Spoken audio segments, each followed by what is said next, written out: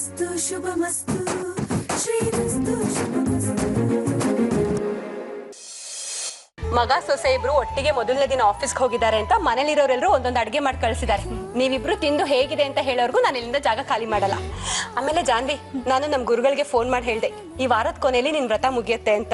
ಓ, ನಾನು ಮನೆಗೆ ವಾಪಸ್ ಬರ್ಲಿ ಅಂತ ಮಾಡಿದ ವ್ರತ ಇದೇನಾ? Thank you.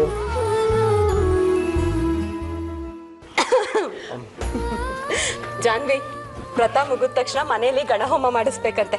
ಹೌದಾ? ಒಳ್ಳೇದಾಯ್ತು. ಬಸ್ಸು, ಈ ಹೋಮ ಮಾಡಿದ್ರೆ ಮನೆಗೆಲ್ಲ ಒಳ್ಳೇದಾಗುತ್ತಲ್ವಾ? ಹಾ, ಆಗಬಹುದು. ನಾನು ಹಾಗೆ ಅನ್ಕೊಂಡಿದ್ದೀನಿ. ನೀವಿಬ್ರು ಊಟ ಮಾಡ್ತೀರಿ? ಒಂದು ನಿಮಿಷ ಬಂದೆ.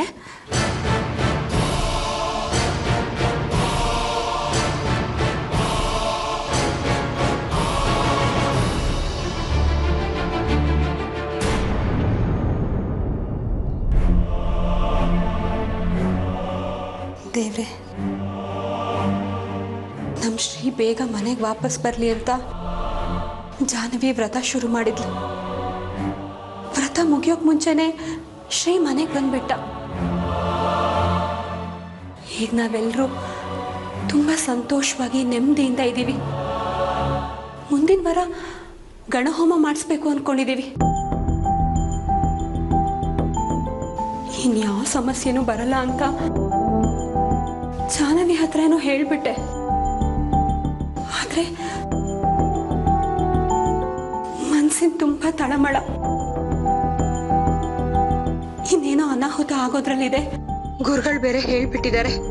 ನಮ್ಮ ಮನೆ ನೆಮ್ಮದಿ ಮತ್ತೆ ಕೆಡೋದ್ರಲ್ಲಿದೆ ಅಂತ ಅನ್ನಿಸ್ತಿದೆ. ಪ್ಲೀಸ್ ದೇವ್ರೆ, ಇದು ಬರೀ ನನ್ನ ಮನ್ಸಿನ ಭ್ರಮೆ ಆಗಿರ್ಲಿ. ನಮ್ಮ ಮನೆಗೆ ಇನ್ಯಾವುದೇ ರೀತಿ ಸಮಸ್ಯೆ ಬರ್ದಿರೋ ಹಾಗೆ ನೋಡ್ಕೊಳಪ್ಪ, ಪ್ಲೀಸ್.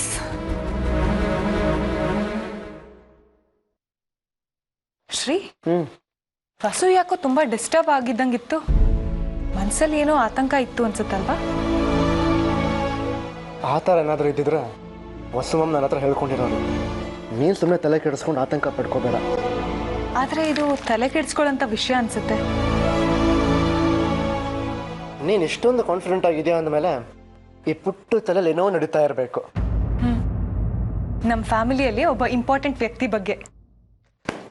ಯಾರಪ್ಪ ಪುಣ್ಯಾತ್ಮರು?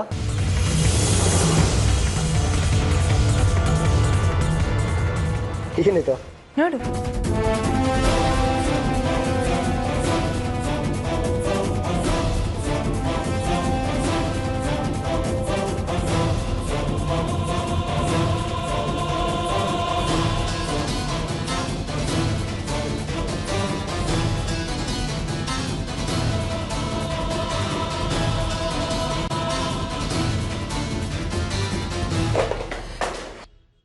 ಈ ಮನುಷ್ಯಂದ ನಾನೊಬ್ಬ ಸ್ವಾರ್ಥಿ, ಎಸ್ಕೇಪಿಸ್ಟು.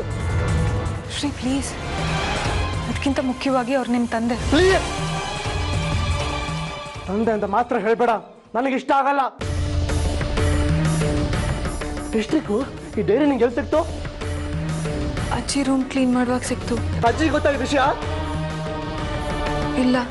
ಅಜ್ಜಿಗೆ ಗೊತ್ತಿಲ್ಲದೆ ಅವ್ರ ರೂಮಿಂದ ತಂದಿರೋದು ಗೊತ್ತಾದ್ರೆ ನಿನ್ ಬಗ್ಗೆ ಏನ್ ಅಭಿಪ್ರಾಯ ಬರುತ್ತೆ ಅನ್ನೋ ತಿಳುವಳಿಕೆ ಆದ್ರೂ ಇದೆ ನಿನ್ಗೆ? ಪ್ಲೀಸ್ ಶ್ರೀ, ಕಳ್ಳಿ ಅನ್ನೋ ಥರ ಮಾತಾಡಬೇಡ. ಒಂದು ಒಳ್ಳೆ ಉದ್ದೇಶಕ್ಕೋಸ್ಕರ ನಾನು ಇದನ್ನು ತಗೊಂಡು ಬಂದಿದ್ದು.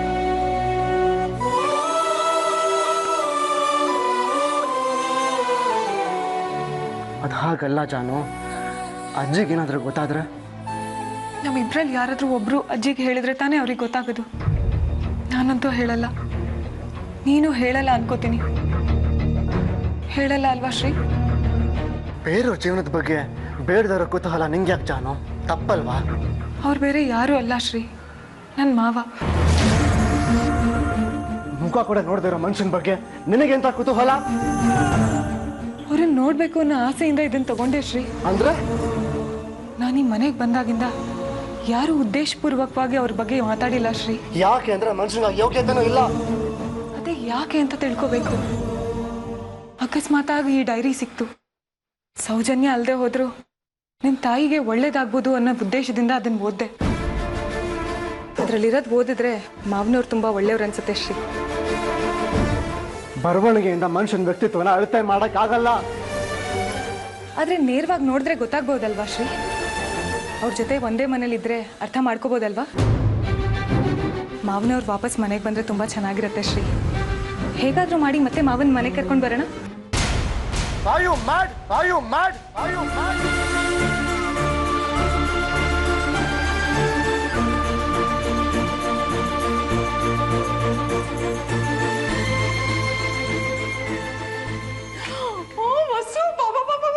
ನಿಂದಾರಿನೇ ಕಾಯ್ತಿದ್ದೆ. ಆಫೀಸ್ಗೆ ಹೋಗಿದ್ಯಲ್ಲ, ಆ ವಿಷಯ ಏನಾಯ್ತು? ಶ್ರೀ ಜಾನ್ವಿಗ್ ಊಟ ಕೊಟ್ಟು ಬಂದೆ ಅಷ್ಟೇ. ಅಯ್ಯೋ, ಊಟದ ವಿಷಯ ಅಲ್ವೇ, ಮಿಕ್ಕ ವಿಷಯ. ಅವರಿಬ್ರು MD ಆಗಿದ್ ಫಸ್ಟ್ ಡೇ ಅಲ್ವಾ ಇವತ್ತು? ಆಫೀಸ್ ವಾತಾವರಣ ಹೇಗಿದೆ? ಸ್ಟಾಫ್ ಎಲ್ಲ ಏನಂತಾರೆ? ಕಲಾಕ್ಕ, ಆ ವಿಷಯ ಅಂತೂ ಕೇಳೋದೇ ಬೇಡ ಬಿಡಿ. ಕೇಳಿದ್ರೆ ಹೇಗೆ ತಿಳ್ಕೊಳ್ಳೋದು? ಬೇಗ ಹೇಳು. ನಾವು ಮಾತಾಡ್ಕೊಂಡಿದ್ದು ನಿಜ ಆಯ್ತು ಕಲಾಕ್ಕ. ಶ್ರೀ ಜಾನ್ವಿ ಇಬ್ರು MD ಆದ್ಮೇಲೆ ಆಫೀಸ್ ಸ್ಟಾಫ್ಗಳು, ಅದರಲ್ಲೂ ಜಾಹ್ನವಿ ತಮ್ಮ ರವಿ ಪರಿಸ್ಥಿತಿ ಅಂತೂ ನೋಡಕ್ಕೆ ಆಗ್ತಿಲ್ಲ. ಏನಾದ್ರು ಕೇಳಕ್ ಹೋದ್ರೆ ಜಾನುನ ಕೇಳು ಅಂತ ಶ್ರೀನ ಕೇಳು ಅಂತ ಜಾನು. ಅವನಂತೂ ತಲೆ ಕೆಡ್ಸ್ಕೊಂಡು ನನ್ನ ಕೆಲಸನೇ ಬಿಟ್ಬಿಡ್ತೀನಿ ಅಂತ ಕೂತ್ಬಿಟ್ಟಿದ್ದಾನೆ. ಕಲಾಕ್ಕ, ಯಾಕೆ ಇಷ್ಟೊಂದು ಖುಷಿ ಪಡ್ತಿದ್ದೀರಾ? ರವಿ ಕೆಲಸ ಬಿಟ್ರೆ ನಿಮಗೆ ಸಂತೋಷನಾ? ನಾನೇನು ಅಷ್ಟು ಕೆಟ್ಟವಳೇನೆ. ನಾನು ರವಿ ಪರಿಸ್ಥಿತಿ ಕಂಡು ಖುಷಿ ಪಡ್ತಿಲ್ಲ. ಆದ್ರೆ ಶ್ರೀ ಜಾನ್ವಿ ಎಷ್ಟು ಅನ್ಯೋನ್ಯವಾಗಿದಾರಲ್ಲ, ಅದನ್ನ ನೆನ್ಸ್ಕೊಂಡು ಎಷ್ಟು ಖುಷಿ ಆಗ್ತಿದೆ ಗೊತ್ತಾ? ನಾನು ನಿನ್ ಜೊತೆ ಬರ್ಬೇಕಾಗಿತ್ತು. ಅವರಿಬ್ರು ಹಾಗಿರೋದ್ ನೋಡಿ ನಂಗೆ ಎಷ್ಟು ಖುಷಿ ಆಗ್ತಿತ್ತು ಗೊತ್ತಾ? ದೇವರ ದಯದಿಂದ ಅವರಿಬ್ರು ಸಂಬಂಧದ ಮೇಲೆ ಯಾರು ಕೆಟ್ಟ ಕಣ್ಣು ಬೀಳ್ದೇ ಇರ್ಲಿ. ನಮ್ಮ ಮನೇಲಿ ಹೀಗೆ ಯಾವಾಗ್ಲೂ ಸಂತೋಷ ನೆಮ್ಮದಿ ತುಂಬ್ಕೊಂಡಿರ್ಲಿ ಅಲ್ವಾ ವಸು? ಅದಂತೂ ಸಾಧ್ಯ ಇಲ್ಲ ಕಲಾಕ್ಕ. ಯಾಕೆ? ನಾನು ಬೆಳಗ್ಗೆ ಇಲ್ಲಿಂದ ಹೊರಡುವಾಗ ನಮ್ಮ ಗುರುಗಳ ಜೊತೆ ಫೋನಲ್ಲಿ ಮಾತಾಡಿದೆ. ಹಾ ಗೊತ್ತು. ಹೇಗೋ ಜಾನ್ವಿ ವ್ರತ ಮುಗಿತಾ ಬಂತಲ್ಲ, ಮನೆಯಲ್ಲಿ ಗಣ ಹೋಮ ಇಟ್ಕೊಳ್ಳೋಣ ಅಂತ ಮಾತಾಡಿದ್ ನೆನಪು. ಅಷ್ಟೇ ಅಲ್ಲ ಮಾತಾಡಿದ್ದು, ಜಾನ್ವಿ ವ್ರತದ ಫಲ ನಿಮ್ಮ ಮಗ ಮನೆಗೆ ಬಂದ. ಆದರೆ ಇನ್ನೂ ಒಂದು ಗಂಡಾಂತರ ನಿಮ್ಮ ಮನೆಗೆ ಕಾಲಿಡೋದ್ರಲ್ಲಿದೆ ಅಂತ ಹೇಳಿದ್ರು. ಹೌದಾ? ಏನೇ ಹಾಗಂದ್ರೆ ವಸು? ಅದೇ ನನಗೂ ಅರ್ಥ ಆಗ್ತಿಲ್ಲ ಕಲಾಕ್ಕ. ನಿಮ್ ಗುರುಗಳ ಹತ್ರ ಪರಿಹಾರದ ಬಗ್ಗೆನೂ ವಿಚಾರಿಸ್ಬೇಕಿತ್ತು. ವ್ರತನೋ ಪೂಜೆನೋ ಹೇಳಿದ್ರೆ ಅದನ್ನು ಮಾಡಿ ಮುಗಿಸಿದ್ರೆ ಆಯ್ತು. ಬೇಗ ಫೋನ್ ಮಾಡಿ ವಸು, ಪರಿಹಾರದ ಬಗ್ಗೆ ವಿಚಾರಿಸೋ. ನಾನು ಬೆಳಿಗ್ಗೆನೆ ವಿಚಾರಿಸ್ದೆ ಕಲಾಕ್ಕ. ಆದರೆ ಆ ತಾಯಿ ಆದಿಶಕ್ತಿ ನುಡಿಸಿದಾಗ ನುಡಿಸಿದ್ದನ್ನ ಹೇಳೋನು ನಾನು ಅಂತ ಹೇಳಿದ್ರು ನಮ್ಮ ಗುರುಗಳು. ನಿಮ್ಮ ಮನೆ ಇನ್ನೂ ಒಂದು ಸಮಸ್ಯೆಯಲ್ಲಿ ಸಿಕ್ಕಾಕೊಳ್ಳೋದ್ರಲ್ಲಿದೆ ಅಂತ ಅಮ್ಮನವ್ರು ಹೇಳಿದ್ದಾರೆ. ಆದರೆ ಪರಿಹಾರದ ಬಗ್ಗೆ ಅಪ್ಪಣೆ ಆಗಿಲ್ಲ ಅಂತ ಹೇಳಿದ್ರು. ಇದೇನೇ ಇದು ವಸು? ನಮ್ಮನೆಗೆ ಸಮಸ್ಯೆ ಒಂದ್ರಿಂದ ಒಂದು ಒಳ್ಳೆ ಗ್ರಹಣ ಥರ ಒಕ್ಕಸ್ತಾನೆ ಇದೆಯಲ್ಲೇ. ನಂಗೊಂದು ಡೌಟು ಕಣೆ ವಸು, ನಮ್ಮನೆಗೆ ಸಮಸ್ಯೆ ಬೇಬಿಯಿಂದಾನೇ ಬರ್ಬೋದಾ? ಇರ್ಬೋದು ಕಲಾಕ್ಕ. ಹೇಗಿದ್ರು ಬೇಬಿ ಜಾನ್ವಿ ಹತ್ರ ಸರಿಯಾಗಿ ಮಾತಾಡ್ತಿಲ್ಲ. ಇದೇ ದೊಡ್ಡ ಸಮಸ್ಯೆಯಾಗಿ ನಮ್ಮ ಮನೆ ಹೊಡೆಯೋಕ್ಕೆ ಇಲ್ಲ ಶ್ರೀ ಮತ್ತೆ ಮನೆ ಬಿಟ್ಟು ಹೋಗೋ ಕಾರಣ ಆಗ್ಬೋದೇನೋ. ಅಯ್ಯೋ, ನೆನೆಸ್ಕೊಳ್ಳೋಕೆ ಕಷ್ಟ ಆಗ್ತಿದೆಯಲ್ಲ ಕೇಳಿ. ಇನ್ನು ನಿಜವಾಗ್ಲೂ ಹಾಗೆ ಆಗ್ಬಿಟ್ರೆ? ಬೇಗ ಬಾ, ಅತ್ತೆ ಹತ್ರ ಹೋಗಿ ಹೇಳೋಣ. ವಸು, ನಮ್ಮ ಮನೆಗೆ ಸಮಸ್ಯೆ ಬರೋ ಕಾರಣ ಬೇಬಿನೇ ಅಲ್ಲದೆ ಹೋಗಿದ್ರೆ?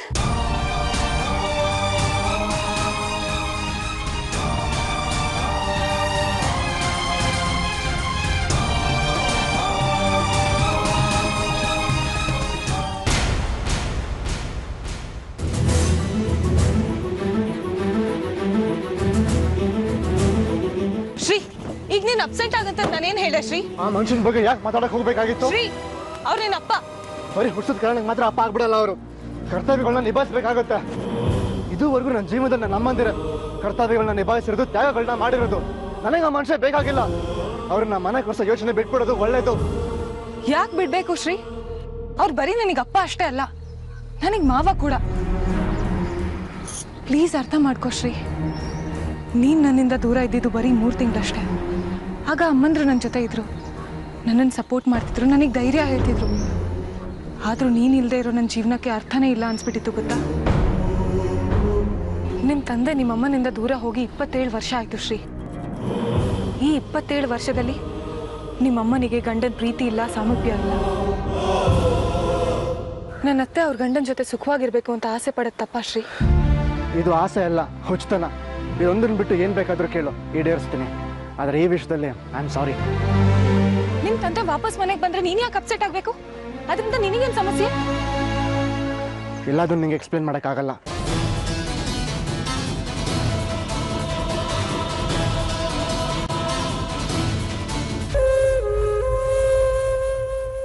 ಸಾರಿ ಜಾನು, ಪ್ಲೀಸ್ ನನ್ನ ಅರ್ಥ ಮಾಡ್ಕೊ. ಇಷ್ಟು ದಿನ ಯಾವುದೇ ಕಾರಣಕ್ಕೆ ನಾವಿಬ್ಬರು ದೂರ ಆಗಿದ್ವಿ. ಅದರಿಂದ ಇಡೀ ಜನ್ಮಕ್ಕಾಗೋ ಅಷ್ಟು ನೋವು ಅನುಭವಿಸ್ಬಿಟ್ಟಿದ್ದೀವಿ. ಪಾಪ ನನ್ನ ಅಮ್ಮಂದಿರು ತುಂಬ ಸಫರ್ ಮಾಡಿದ್ದಾರೆ. ಎಲ್ಲ ಸಮಸ್ಯೆ ಮುಗಿದು ಮನೇಲಿ ಒಂದು ಒಳ್ಳೆ ವಾತಾವರಣ ಸೃಷ್ಟಿ ಆಗ್ತಿದೆ. ಸಂತೋಷ ಪಡೋ ಟೈಮಲ್ಲಿ ಇನ್ನೊಂದು ಸಮಸ್ಯೆ ತರಬೇಡ ಪ್ಲೀಸ್. ನಿಮ್ ತಂದೆ ನಿನಗೆ ಸಮಸ್ಯೆ ಅನ್ಸ್ತಾರ ಶ್ರೀ? ಮನಸ್ಸಿಗೆ ಬೇಡವಾದವರು ಮನೆಗೆ ಸಮಸ್ಯೆನೇ ಅಲ್ವಾ? ನನಗೆ ನನ್ನ ಅಪ್ಪನ ಅವಶ್ಯಕತೆ ಇಲ್ಲ. ಆದ್ರೆ ಅತ್ತೆಗಿದೆ. ಹಾಗಂತ ಅಮ್ಮ ಹೇಳಿದ್ರ? ಇಲ್ಲ. ಅಜ್ಜಿ ಹೇಳಿದ್ರಾ? ಇಲ್ಲ.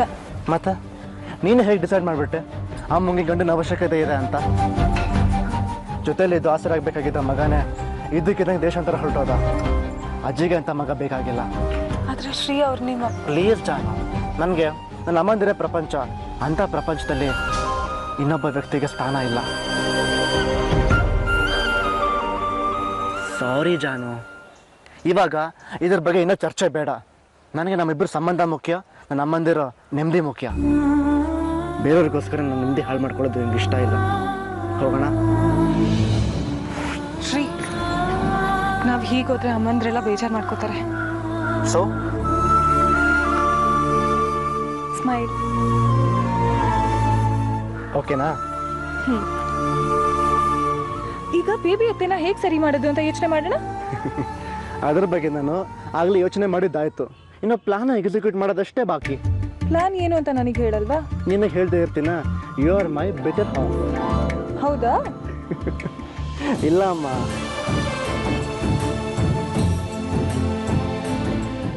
ಅತ್ತೆ ಅತ್ತೆ ಅತ್ತೆ ಅತ್ತೆ ಅತ್ತೆ ಅತ್ತೆ ಅತ್ತೆ ಅಯ್ಯೋ ಅತ್ತೆ ಅತ್ತೆ ಅತ್ತೆ ಅತ್ತೆ ಮೇಲೆಲ್ಲಿ ಇರ್ತಾರೆ, ರೂಮಲ್ಲಿ ಇರ್ಬಿಟ್ಟು ಬನ್ನಿ. ಅತ್ತೆ ಅತ್ತೆ ಅತ್ತೆ ಏನು ಏನು ಯಾಕೆ ಇಬ್ರು ಈ ತರ ಕಲ್ಸ್ಕೊಂಡ್ ಬರ್ತಾ ಇದ್ದೀರಾ? ಇವಾಗೇನೋ ಕೂತು ಹೋಗ್ತಾ ಇದೀವಿ. ನೀವ್ ಎಚ್ಚೆತ್ಕೊಳ್ಳಿಲ್ಲ ಅಂದ್ರೆ ನಾಳೆ ಒಂದ್ ದಿವಸ ಎಲ್ರು ಸೇರಿ ಬಡ್ಕೋಬೇಕಾಗತ್ತೆ. ಕಲಾ ಮಾತಿನ ಮೇಲೆ ನಿಗಾ ಇರ್ಲಿ. ಆ ತರದ್ದು ಏನಾಗಿದ್ದು ಇವಾಗ? ಏನೂ ಆಗ್ಬಾರ್ದು ಅನ್ನೋದೇ ನಮ್ಮ ಆಸೆ ಅತ್ತೆ. ಅತ್ತೆ ನೀವ್ ಬೇಬಿ ಹತ್ರ ಮಾತಾಡಿದ್ರಾ? ಇಲ್ಲ. ನಾನು ಅಷ್ಟ್ ಸತಿ ಹೇಳಿದೀನಿ, ನಿಮ್ಗೆ ಸೀರಿಯಸ್ನೆಸ್ ಅರ್ಥ ಆಗ್ತಿಲ್ಲ ಅನ್ಸುತ್ತೆ. ಅರ್ಥ ಆಗ್ತಾ ಇದೆ. ನೀವಿಬ್ರು ಯಾಕೆ ಇಷ್ಟು ಸೀರಿಯಸ್ ಆಗಿದ್ದೀರಾ ಅಂತ ನನ್ಗೆ ಅರ್ಥ ಆಗ್ತಿಲ್ಲ. ಏನಾಯ್ತು ಗೊತ್ತಾತೆ? ಏ ಬಸು ನೀನೇ ಹೇಳ. ಹಾ, ನಾನು ಬೆಳಗ್ಗೆ ಆಫೀಸಿಗೆ ಹೊರಟಾಗ ಗುರುಗಳ ಹತ್ರ ಫೋನಲ್ಲಿ ಮಾತಾಡ್ದೆ ಅತ್ತೆ.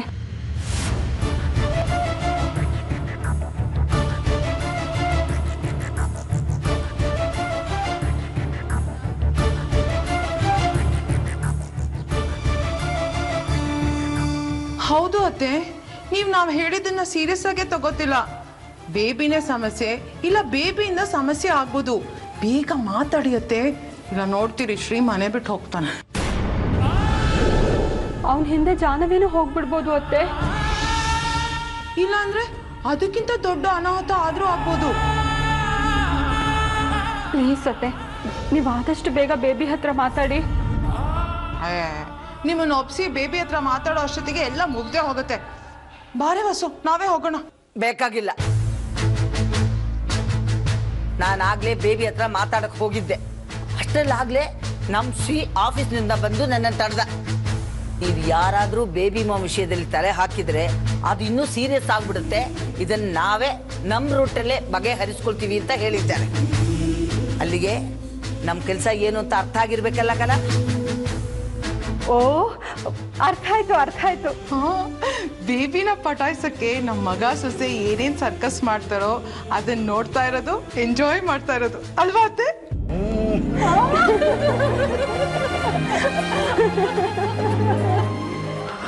Hello baby mom. Hi baby ಅತ್ತೆ. ನಿಮಗೆ ಕೋಪ ಇರೋದು ಶ್ರೀ ಮೇಲ್ ತಾನೆ? ನನ್ ಕಂಡ್ರೆ ತುಂಬಾ ಪ್ರೀತಿ ಅಲ್ವಾ? ನನ್ ಜೊತೆ ಮಾತಾಡ್ಸ್ಬೋದಲ್ವಾ? ಮಾಮ್, ಅವಳು ದೊಡ್ಡ ಏನು ಗೊತ್ತಾಗಲ್ಲ, ಅದಕ್ಕೆ ಈ ರೀತಿ ಮಾತಾಡ್ತಾಳೆ. ಅದ್ರ ನಿಜ ಏನು ಅಂತ ನನಗೆ ಗೊತ್ತು. ನಿಮ್ಗೆ ನನ್ ಕಂಡ್ರೆ ತುಂಬಾ ಪ್ರೀತಿ ಅಲ್ವಾ? ಏನಿಲ್ಲ, ನನ್ ಕಂಡ್ರೇನೆ ತುಂಬಾ ಪ್ರೀತಿ. ಅದು ನಿನ್ ಭ್ರಮೆ ಅಷ್ಟೇ. ನಿನ್ ಭ್ರಮೆ, ನನ್ ಕಂಡ್ರೇನೆ ಪ್ರೀತಿ. ಯಾಕೋ? ಯಾಕಂದ್ರೆ ನಾನು ನಿಮ್ಮನೆ ಸೊಸೆ ಅಲ್ವಾ? ನಾನು ಈ ಮನೆ ಮಗ, ಇಲ್ಲೇ ಹುಟ್ಟು ಬೆಳೆದಿರೋದು. ಎಲ್ಲಕ್ಕಿಂತ ಹೆಚ್ಚಾಗಿ ನಾನು ಬೇಬಿ ಮಮ್ ಕೈ ತಿಂದು ಬೆಳೆದಿರೋದು. ನೀನು ಆಚೆಯಿಂದ ಬಂದಿರೋದು.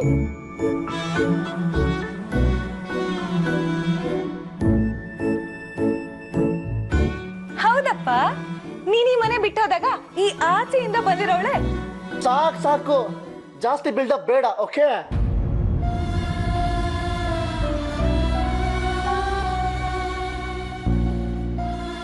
ಇದು ನನಗೆ ಗೊತ್ತು, ನನ್ನ ಬೇಬಿ ಮಮ್ಗೂ ಗೊತ್ತು. ಮನೆ ಬಿಟ್ಟು ಹೋದ ನನ್ನನ್ನ ಪಾಪ ಕಷ್ಟಪಟ್ಟು ನೀನು ವೃತ ಅಂತೆ, ಉಪವಾಸ ಅಂತ ಇದನ್ನೆಲ್ಲ ಮಾಡಿದೀಯ, ನಿಜಾನೇ. ಇದು ನಾನು ಒಪ್ಕೋತೀನಿ, ನನ್ನ ಮಾಮೂ ಒಪ್ಕೋತಾರ. ನಿನ್ನ ಪ್ರಯತ್ನ ಇಲ್ದಿದ್ರೆ ನಾನು ಇವತ್ತು ಈ ಮನೆಗೆ ಬರೋಕ್ಕೆ ಸಾಧ್ಯನೇ ಆಗ್ತಿರ್ಲಿಲ್ಲ. ನಾನು ಇವತ್ತು ಈ ಮನೇಲಿ ಈ ರೀತಿ ನಮ್ಮ ಮಾಮ್ ಮುಂದೆ ನಿಲ್ಲೋಕೆ ಸಾಧ್ಯನೇ ಆಗ್ತಿರ್ಲಿಲ್ಲ. ಇದನ್ನ ನಾನು ಒಪ್ಕೋತೀನಿ, ನನ್ನ ಮಾಮೂ ಒಪ್ಕೋತಾರೆ ಅಲ್ವಾ ಮಾಮ್? ಹಾಗಂತ ಇವ್ರು ನಿನ್ನ ಒಪ್ಕೊಂಡಿದ್ದಾರೆ, ಇವ್ರ ಮನಸ್ಸಲ್ಲಿ ನಿನಗೆ ಸೊಸೆ ಸ್ಥಾನ ಸಿಗುತ್ತೆ ಅಂತ ಅನ್ಕೊಂಡಿದ್ರೆ ಅದನ್ನ ಮರ್ತು ಬಿಡು. ಈ ಮನೇಲಿ ಇನ್ನೂ ಜಾನ್ವಿ ಯಾರನ್ನು ಬೇಕಾದ್ರೆ ಎಮರಿಸ್ಬೋದು, but not my baby mom. Am I right mom? ಹೌದಾ ಬೇಬಿ ಅತ್ತೆ, ನಾನು ಏನು ಅಂತ ನಿಮಗಿನ್ನೂ ಅರ್ಥ ಆಗಿಲ್ವಾ?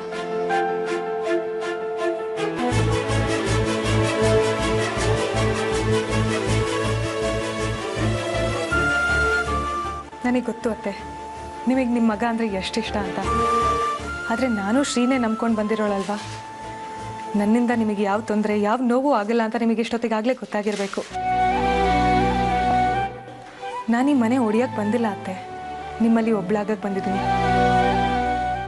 ಈ ಮಾತನ್ನು ನೀವು ನಂಬ್ತೀರಾ ಅಲ್ವಾ? ನನಗೆ ಗೊತ್ತು ನೀವು ನಂಬ್ತೀರಾ ಅಂತ. ನನಗೂ ಅಷ್ಟೇ, ನಿಮ್ಮ ಬಗ್ಗೆ ಯಾವ ಕಂಪ್ಲೇಂಟು ಇಲ್ಲ. ನೀವು ಅಷ್ಟೇ, ನಡೆದಿದ್ರ ಬಗ್ಗೆ ಯಾವ ಗಿಲ್ಟು ಬೇಡ ನಿಮಗೆ.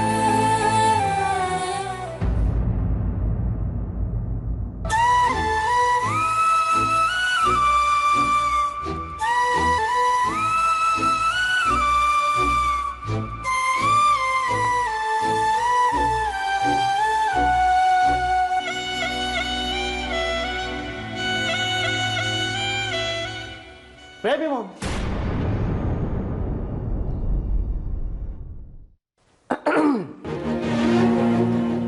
ಅಮ್ಮ ನೀನು ನಕ್ಕರೆ ನಮ್ಮ ಬಾಳು ಸಕ್ಕರೆ, ಸಿಡುಕದ ನಿಮ್ಮ ಮಕ್ಕಳ ಮೇಲೆ ತೋರಬಾರದೆ ಅಕ್ಕರೆ. ಅಮ್ಮ ಅಮ್ಮ ನೀನು ನಕ್ಕರೆ, ನಮ್ಮ ಬಾಳು ಸಕ್ಕರೆ.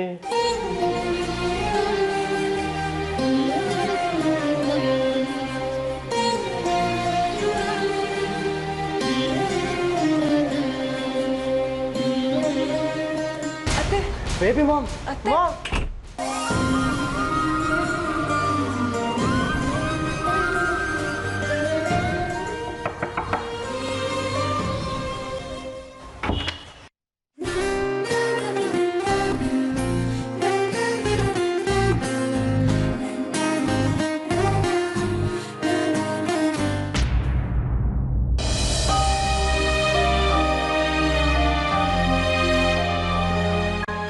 Baby mom tea.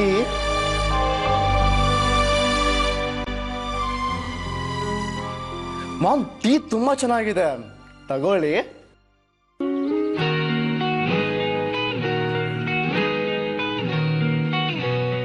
ಬೇಬಿ ಅತ್ತೆ, ಕಾಫಿ.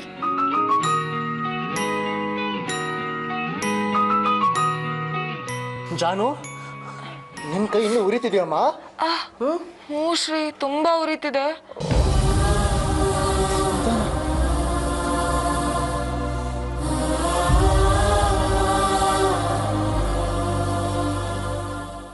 ಮಾಮ್, ನಿಮ್ಮ ಮನಸ್ಸಲ್ಲಿ ಯಾವ ಪ್ರಶ್ನೆ ಇದೆ ಅಂತ ನನಗೆ ಗೊತ್ತು. ಜಾನು ಕೈಯಲ್ಲಿ ಇಷ್ಟು ದೊಡ್ಡ ಬ್ಯಾಂಡೇಜ್ ಹೇಗೆ ಬಂತು ಅಂತ ಅಲ್ವಾ? ಸಾರಿ ಜಾನು.